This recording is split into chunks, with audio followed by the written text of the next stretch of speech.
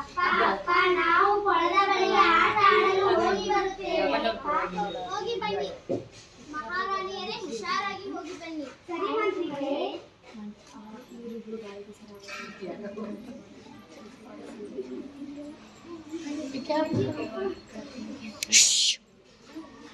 ಭವ್ಯ ಭವ್ಯ ಸೌಮ್ಯಳ ಪ್ರತಿಬಿಂಬ ನೋಡು ಎಷ್ಟು ಕುರುಸಾಗಿದೆ. ನಮ್ಮ ಪ್ರತಿಬಿಂಬ ನೋಡು ಎಷ್ಟು ಸುಂದರವಾಗಿದೆ.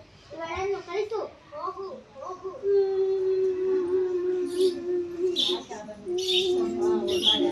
ಅಯ್ಯೋ ಗಿಳಿಗೆ ಏನಾಗಿದೆ? ಅಯ್ಯೋ ಗಿಳಿ ಗಿಳಿ, ಅಯ್ಯೋ ತುಂಬಾ ಪೆಟ್ಟಾಗಿದೆ ಅಲ್ಲ.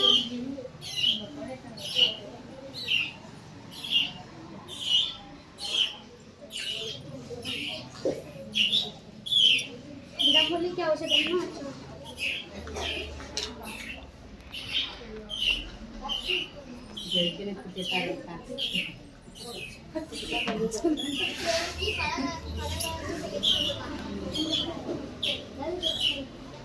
ಎಲ್ಲವ ನಾಚಿಕೆ ಮಾಡ್ ಚಂದಾಗ ಮಾಡುವ. ನನ್ನ ಅಕ್ಕಂದಿರು ನನಗೆ ಕೊಳದ ಬಳಿ ಆಟ ಆಡಲು ಹೋದಾಗ ನನ್ನ ರೂಪ ನೋಡಿ ಕುರುಪಾಗಿದೆ ಎಂದು ಹೇಳಿದರು. ನಾನು ಅದಕ್ಕೆ ಅಳುತ್ತಾ ಬಂದಿಲ್ಲ. ಧ್ವನಿ ಜೋರ್ ಬರ್ಲಿ. ಒಂದು ಮಾತೃವಾದ ಕಣ್ಣಲ್ಲಿ ಕೊಡುತ್ತೇನೆ, ಅದನ್ನು ತಿನ್ನು, ನೀನು ಸುಂದರಿಯಾಗುತ್ತೀಯ.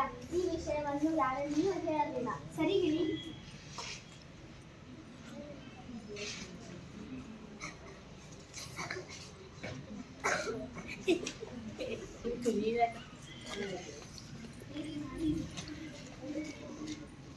ಅಯ್ಯೋ ನಾನು ಹೀಗೆ ಎಷ್ಟು ಸುಂದರವಾಗಿದೆ. ಯಾರು ನೀನು?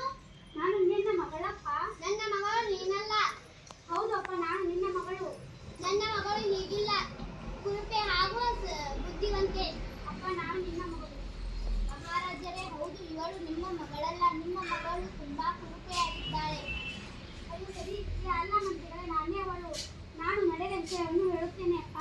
ನಾವು ಕೊಳದ ಬಳಿ ಆಟ ಆಡಲು ಹೋದಾಗ ನನ್ನ ಅಕ್ಕಂದಿರು ನನಗೆ ನನ್ನ ಪ್ರತಿಬಿಂಬ ನೋಡಿ ಎಷ್ಟು ಕುರುಪಾಗಿದೆ ಎಂದು ಹೇಳಿದರು. ನಾನು ಅದಕ್ಕೆ ಅಳುತ್ತಾ ಬಂದ. ದಾರಿಯಲ್ಲಿ ಒಂದು ಗಿಳಿಗೆ ತುಂಬಾ ಪೆಟ್ಟಾಗಿತ್ತು.